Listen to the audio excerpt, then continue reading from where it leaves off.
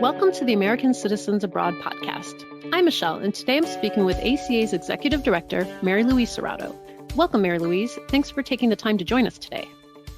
Thanks, Michelle. It's great to be able to update everyone today on ACA's efforts. Let's get into it by asking about COVID, the CARES Act, and the recovery rebates or economic impact payments, ACA EIPs. Well, definitely, COVID is the subject of the day, the lockdown in the United States and worldwide, what's going on with the pandemic, who's getting sick, who's getting better, where can people travel. That's definitely on everyone's minds these days. In terms of COVID itself and the legislation that the U.S. Congress passed, the CARES Act, as most of the audience already knows, ACA has been working to ensure that Americans overseas can access the recovery and stimulus provisions of the CARES Act.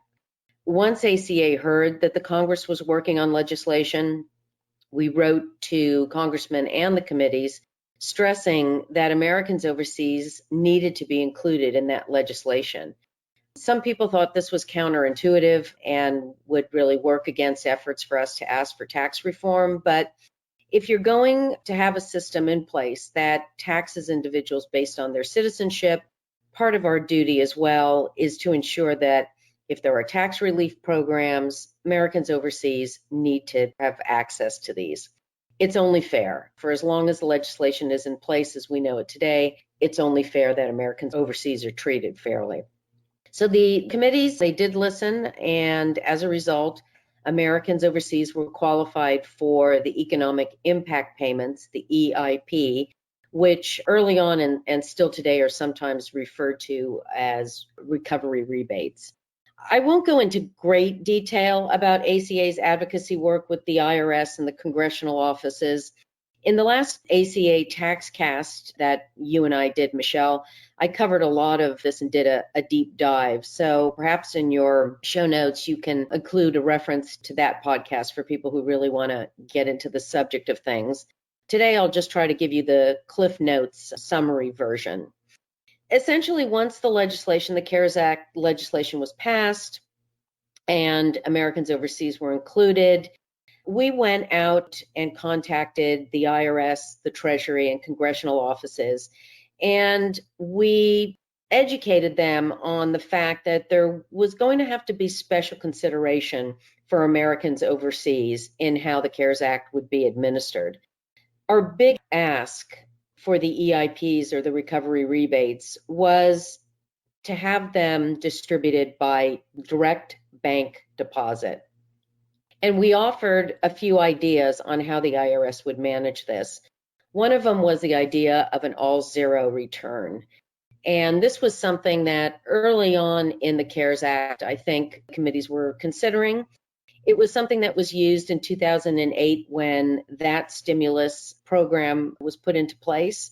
And essentially, it would have been a filing where an individual doesn't include any tax information, so the all zero, but simply is able to provide physical address information if they want the check mailed or bank direct deposit information. Unfortunately, the IRS and Treasury decided not to pick up on the all zero return. And as many people know, they implemented the Get My Payment tool. And this was the online tool that had a pretty bumpy takeoff for everyone, not just for Americans overseas. For us, our big issue for over 3 weeks was the foreign address problem. Individuals could not input their foreign addresses. The tool, however, it was formatted, wasn't accepting them and was essentially kicking those people out or sending them an error message. We worked very closely with the IRS to let them know about the problem. And they did fix the problem, but unfortunately, like I said, it took them about 3 weeks. And at that point, they had put a firm deadline in for when bank deposit information could be inputted in the system. So it left Americans overseas with only 3 days to get that information into the Get My Payment tool. And of course, the issue of needing to have a U.S. bank account and the inability of the IRS to make deposits into a foreign bank account, unless, of course, you were receiving Social Security benefits. For those individuals, the IRS is processing the EIP payments using the information on file for their receipt of their Social Security benefits. And Social Security can make deposits into foreign bank accounts. Social Security recipients don't need to provide the IRS with any additional information, as the IRS will work with what is on file with Social Security. We have had people ask, well, why is it that Social Security benefits can be made into a foreign bank account, but the IRS cannot make tax refunds or these EIP payments into a foreign bank account? This, we believe, has a lot to do with the fact that when someone begins to receive their Social Security benefits, they set up their own Social Security account. And this is a password protected account with Social Security where they can manage all their business in one place online with Social Security. This type of system is not mirrored for taxpayers in the same fashion. It probably should be. There are ways for taxpayers to pay their taxes online, to pay estimate taxes online, but rebates and refunds are still handled by providing the IRS with information via an individual's tax return. There is no personal account like Social Security where all the information for a taxpayer can be put in one place, including updates on addresses, banking information, these sorts of important tools that they can use to manage their tax filings and their tax payments.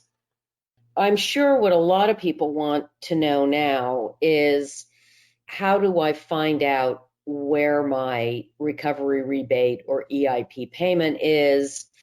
I'm still using the Get My Payment tool. I'm either not identified, I'm not getting any updated information. This continues to be a problem. We have heard from the community that it is working for a lot of people. They are able to go in there. They do see that their payment has been processed and it gives them a date, depending on how the delivery of that rebate is coming. If it's coming by hard copy mail and that person lives overseas, obviously it's hard to predict exactly when that's going to hit their mailbox because of the shutdown and slowdown of mail delivery. But then there are some people who just aren't even getting that minimal information because for whatever reason, the Get My Payment tool isn't working for them. For those individuals, there are two phone numbers, which you include in your show notes. One is an 800 number. The IRS has put more operators on that number. Some phone apps will allow overseas Americans to dial an 800 number. So we have heard from people who have been able to do that. They've been able to get into the IRS and they've been able to get an update on where their payment, when it was processed, how it was processed. Some people have even reported that they've been able to do an address change, speaking directly to the IRS. The other number that the IRS has is not an 800 number. On both of these numbers, the delays are long. Sometimes the waits are long. But it does appear that in some cases you can get a response and you can get an update.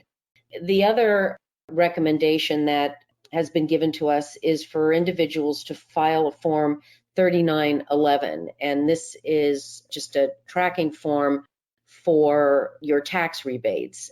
As well, you can include this in your show notes, but the American Association of Retired Persons has some guidance on this on their website and tell you how to fill it out in order to ensure that the IRS knows that you're asking about your recovery rebate and where it needs to be mailed, in particular if you're mailing it from overseas. So there are a few things that we've been able to put out there to the community to help them track their payments. It's not perfect, but it does seem to be working for some individuals. But the legislation did leave some overseas Americans out in the cold. Yes, there were definitely areas of the legislation that fell short. And these instances make great examples for why the United States needs to adopt residency-based taxation. One issue, a big issue for a lot of individuals, a lot of couples, is the disqualification from the EIPs based on joint tax filings, where one individual is filing with a U.S. Social Security number and the other joint filer has an individual taxpayer identification number or an ITIN. So in this instance, the IRS has given joint filers a way to file jointly that's advantageous and beneficial to them. So a lot of people use that for their tax filings, but on the relief side, they suddenly disqualify those individuals for using that very same system. The second issue was relief for small U.S. businesses overseas. Under the Tax Cuts and Jobs Act of 2017, U.S. businesses overseas, small or large, fell under the transition tax and GILTI provisions. These provisions essentially brought overseas U.S. businesses into a territorial-style taxation regime. However, the provisions were really written with large multinationals in mind and did not really take into consideration small U.S. businesses that were not offshoring profits like the large multinationals. Now, these same small U.S. businesses overseas that came under the transition tax and GILTI provisions have been unable to access the CARES Act relief. And that's because the CARES Act relief is only available to businesses located in the 50 U.S. states. How can these shortcomings in the legislation and the experience of the CARES Act help with ACA's advocacy efforts? Great question. These experiences add to the growing list that highlights the problems and the inequities in the current citizenship-based taxation regime. As I've mentioned in the past two questions, if you're going to have this regime and expect people to fall under it, it has to be fair in all senses. And it's not just a question of simply saying that citizenship taxation is wrong. It's not the global standard that other industrialized nations use. Those are all good arguments, but what the committees and what the Congress needs to be shown is exactly how deep these problems go with citizenship-based taxation. I like to call it the tentacles of the problem because it all comes out of citizenship-based taxation, but it moves around in a lot of different directions. So as we all know, you have things like the foreign banking lockout because of FATCA, the issues of individuals who might make a filing mistake and suddenly have a penalty application that might actually lead to revocation of a passport because of the passport revocation provision that was passed. You have things like onerous tax rates on passive foreign investment corporations, PFICs. A lot of foreign investments, a lot of investments that Americans overseas might do in other quote unquote foreign investments are viewed as PFICs by the IRS, and therefore the tax rate on those, because it's an American who holds them, is very onerous. And on the foreign side, it might be a great local investment and might be something someone really needs to do in their local jurisdiction, but then on the US side, it has a real negative implication. Also, the assessment, the 3.8% capital gains tax that funds the Affordable Care Act when individuals overseas can't access the Affordable Care Act. So the CARES experience adds to this list, and it's getting longer and longer. Highlighting the problem in this way to Congress is much more effective than simply advocating for tax reform because it's the right thing to do, because this really puts it out there in black and white what the problems are and what people are dealing with. And what will ACA do in a practical way with all this knowledge? First of all, we are making the offices in Congress aware of the CARES Act experiences and the problems in writing and by direct contact. As you know, since launching ACA's Tax Fairness for Americans Abroad, an idea worth fighting for writing campaign last year, we have been building up ever greater support in offices for RBT. Even before the writing campaign, ACA had cultivated supporters in Congress and on the tax writing committees. on both sides of the aisle for residence-based taxation.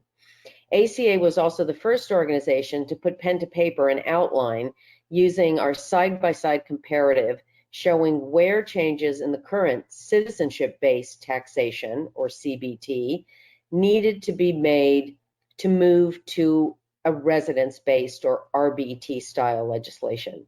ACA also funded research through our sister organization, ACA Global Foundation, which is the educational and fundraising organization of ACA. And that research provided offices with data on the income and investment makeup of the overseas community. This data was beneficial to Congressman Holdens' office in the development of his legislation, the Tax Fairness for Americans Abroad Act. And as a matter of fact, last week, ACA issued two communications, one to the National Taxpayer Advocate and another to the IRS and Treasury. The National Taxpayer Advocate is the watchdog of the IRS and works on behalf of taxpayers.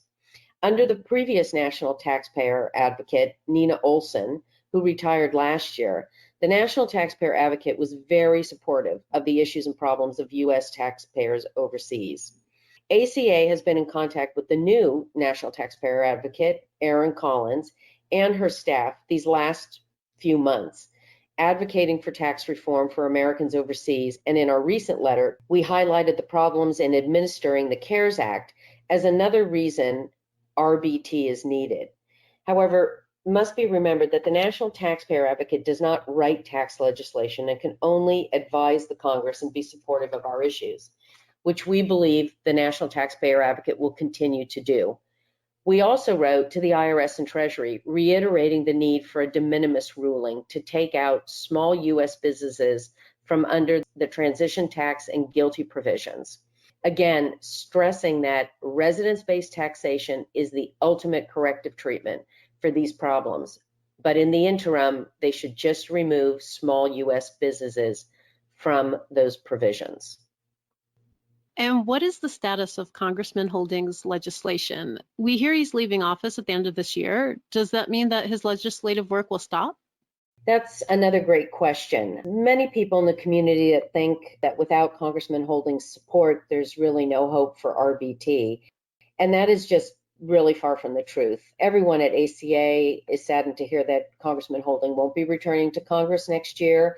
But the work that he undertook does not simply vanish and go away. What's important to remember is that his work, along with ACA's, is in the hands of many important committee members. The Joint Committee on Taxation, the Senate Finance Committee, House Ways and Means. And for the last two committees, it isn't just sitting in the hands of one party. Both Democratic and Republican staffs have been looking at the complete body of work, including Congressman Holdens' work. Remember as well that the House Ways and Means Committee and Senate Finance Committee, those are the tax writing committees. Congress can propose legislation, but when it gets down to the nitty-gritty of writing how the legislation will be implemented, it's those committees that are really going to do the deep dive, along with the input from the Joint Committee of Taxation. So all that work is still there. All that work is still being referenced. There are a lot of other congressional offices that continue to be interested in the issue. So the knowledge is there, and it's still very much alive and going to be referenced and used.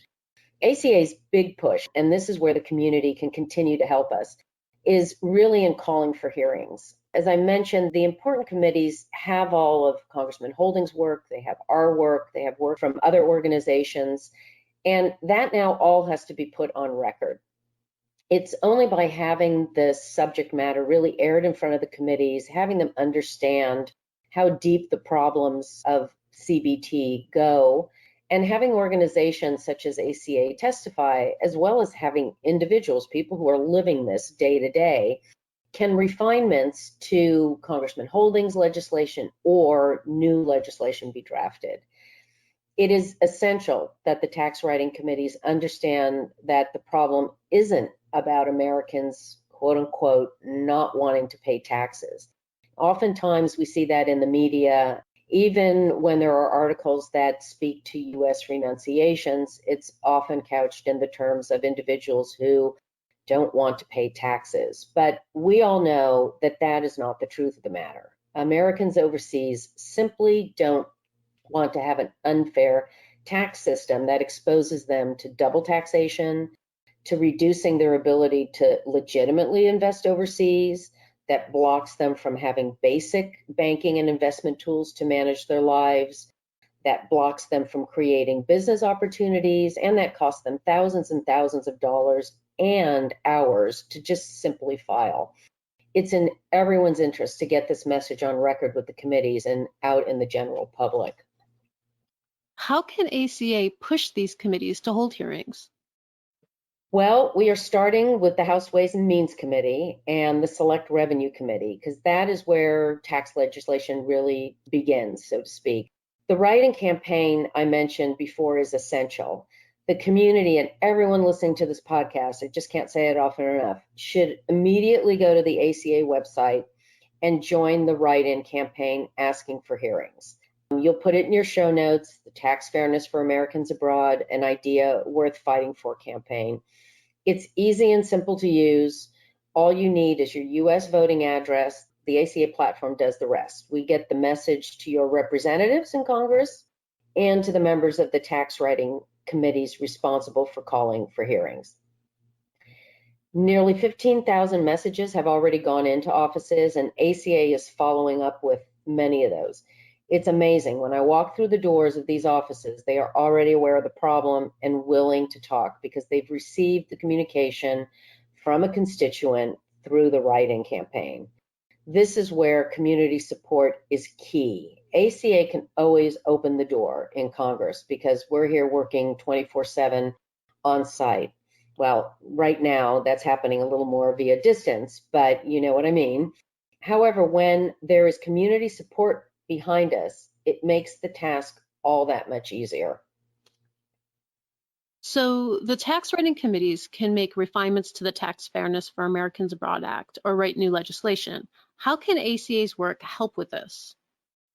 Fantastic question. We all know that the IRS, the Treasury, and the Congress have limited information on the community of Americans overseas. There really is no requirement for Americans to register with the US or the US Embassy when they move overseas. When filing taxes from overseas, some will file using perhaps the US address they have. Some may use their tax preparer's address, some may use a foreign address. So tracking tax returns by addresses doesn't give the IRS the full picture. Even the use of foreign tax credits on a return doesn't get the information as to how many Americans are living overseas, because there's many Americans who are living in the US who may be using foreign tax credits because of investments that they hold overseas. Tax returns that use the foreign earned income exclusion, the FEIE, is probably the one tool that the IRS and Treasury have for a clear line of sight into an overseas tax filer, as you really can only use the FEIE when you are a bona fide resident of a foreign country. Like I mentioned before, ACA's body of work on residence-based taxation, particularly our data and our research work that we did on the income and investment makeup of Americans overseas, and this was the research project that was funded by our educational and fundraising organization, ACA Global Foundation, is probably, I don't want to say the only data on the subject matter outside of what the IRS and Treasury have for reporting purposes, but there's not much out there, and this is a key piece. This is a great complement to the information that the government has, and it helps to fill in the picture. Another important thing that's remembered about the ACA research, it was done by an independent revenue estimator here in Washington, D.C., District Economics Group, DEG. DEG's business is specialized in economic analysis and insights into federal and state budget, legislative, and regulatory policy making processes. They're the experts in this. They know how to dive into these numbers. So we know our data is well respected by the offices where we have presented it and who are referencing it, because it comes from a trusted and qualified source.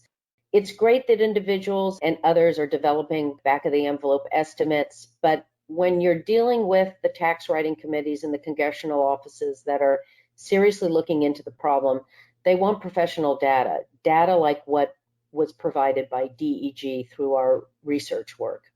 Now this research and data needs to make it in front of the committees at hearings. They all have it at committee level and at staff level, but it needs to be put on record at hearings. I imagine that there are challenges working in Washington, D.C. with the COVID lockdown. How is ACA staying focused and continuing to pressure offices for RBT? Certainly, it is a more challenging time than usual, and congressional focus is definitely on the COVID crisis and the stimulus and recovery efforts for individuals in the U.S. economy and tracking where the pandemic is and what's going on, as I mentioned earlier. ACA is really lucky because over the years we have built great direct lines of communication into many of the offices that we've been meeting with. So we are still pushing our efforts and the RBT agenda. We are also keeping in contact with the IRS and the Treasury. Over the past months with COVID, we have actually been dialoguing fairly directly with the IRS. As the government offices slowly begin to open up, ACA will be back walking the halls and making meetings. I can't really stress enough how important it is to have a presence here in DC and to have these offices know that we're here and available to them. Even during this time of lockdown, ACA sees every day how proximity to offices, the ability for legislators to reach us directly in real time, and the outreach from offices like the GAO, that's the Government Accountability Office, the IRS, and others, has been critical to our work. Switching gears now, with this year being an election year, what is ACA doing on the subject of voting? As ACA is a nonpartisan organization, our advocacy on voting involves getting overseas Americans all the information they need to register to vote and cast their ballot. Many Americans overseas are unaware that they can actually vote. So during an election year, we get lots of requests about how to register, what address do I use, how can I get my ballot, questions like that.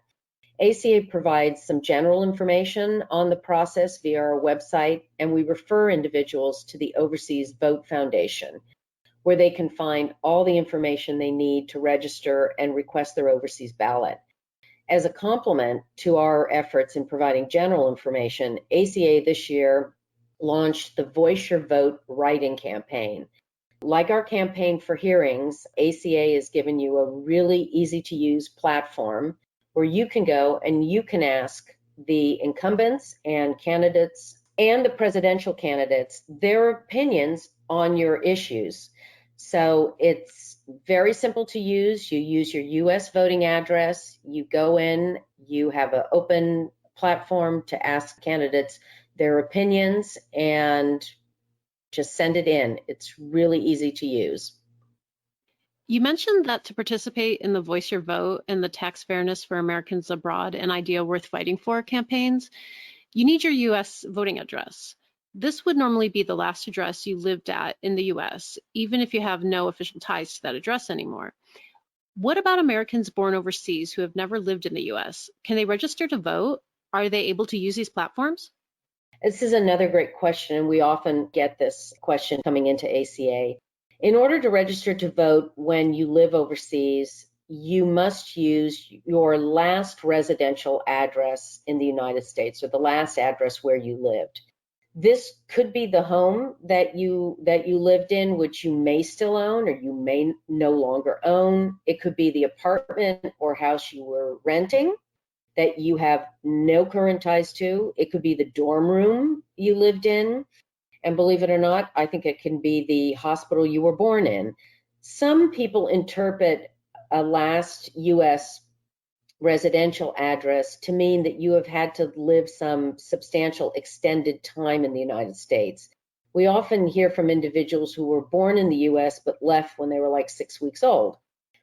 Well, they still qualify because they did live in the United States for those 6 weeks. So whatever address they can link to those 6 weeks as a residential address, that would be their US voting address.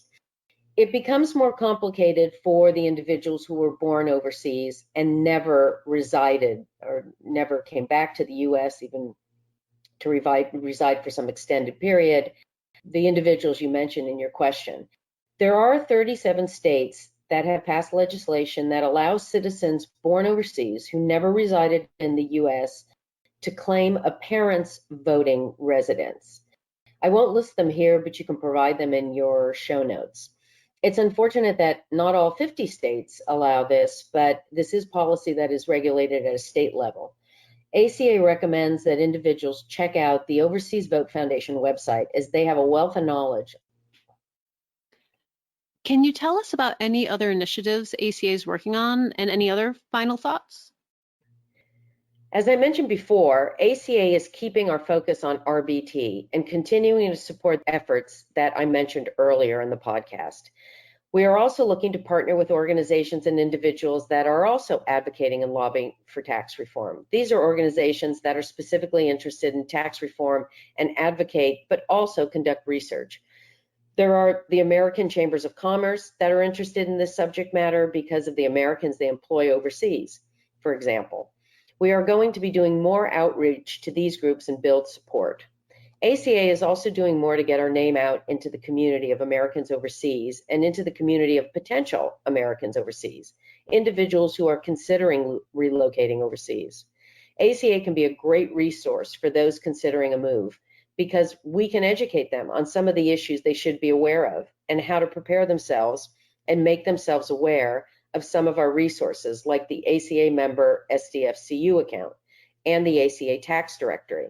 Something to keep in mind about the tax directory is that for many Americans overseas, they still need tax investment and legal professionals because they are still managing investments in the US. A move to RBT does not change how US-based investments are taxed. Those will still be taxed by the US. Many of our members have come to us asking for these professional resources because they have things they still want to keep in the United States, investments that they are still managing in the United States, and they need help for those. We are also participating in webinars to get ACA's advocacy work out to the public. We participated in 2 webinars in May and June for the European market, and we will be participating in one on July 22nd for the London, UK market. The webinar is hosted by Dunhill Financial, and they have asked ACA to join the webinar to speak about our advocacy work for residence-based taxation. Believe it or not, many in the tax and investment community support the adoption of residence-based taxation. Check our website to sign up for that webinar. We will also be participating in another European webinar later this year in September, we think. So check our website for updates on that. Lastly, we are looking forward to post-COVID when we can start traveling internationally again so that ACA can host our traditional on-site town hall evenings in London and in Switzerland and in some other new markets. For right now, unfortunately, these are all TBD until we know more about international travel. So check back on our website for updates on all of this. Finally, we're seeing really good engagement with our current writing campaigns. As I mentioned before, the campaigns on the call for hearings for tax reform and on voting. So we're looking into expanding those and adding more campaign platforms. So we're really busy, we're doing a lot. But the important thing for this audience is don't forget to support our efforts. Join ACA, support our efforts, donate to our efforts, check out our website to see all the work that we're doing, and become part of the change. Thank you, Marylouise, for taking the time to chat today. The American Citizens Abroad podcast is a monthly podcast that is published the second Tuesday of each month. It is edited and produced by me, Michelle, and is a product of American Citizens Abroad. You can find us on Twitter at ACA_podcast, on Facebook at American Citizens Abroad Podcast, or you can email us at podcast@americansabroad.org. Remember, give us a good rating on Apple Podcasts so other Americans living abroad can find us.